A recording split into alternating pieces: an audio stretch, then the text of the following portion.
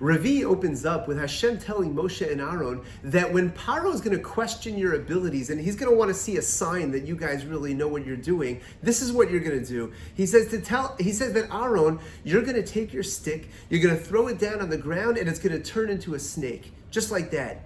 Well, this is exactly what happened when they came to Paro.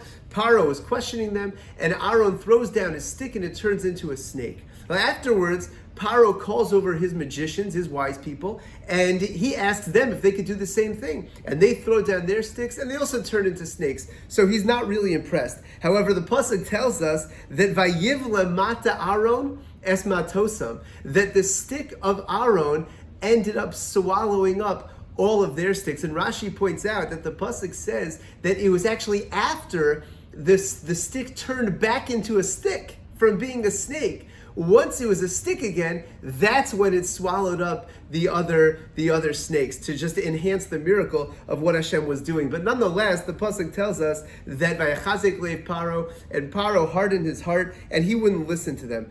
At this point in time, Hashem says to Moshe, go tell Paro it's time for round 2. Tell Paro that I want you to let my people go so that they could serve me.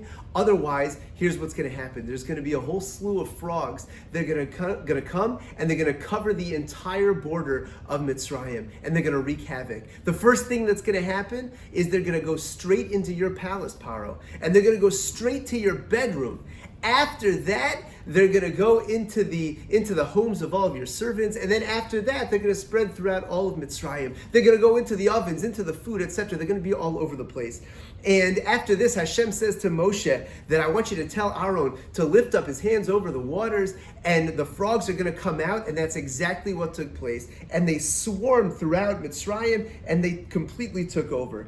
And after this, the magicians of Paro once again got to work, and they were able to show Paro that they could seemingly resemble the same thing. Well, afterwards, Paro calls for Moshe and Aaron, and he says, we got to do something about this. Please ask Hashem, daven to Hashem to get rid of these frogs. I mean, this is driving us crazy.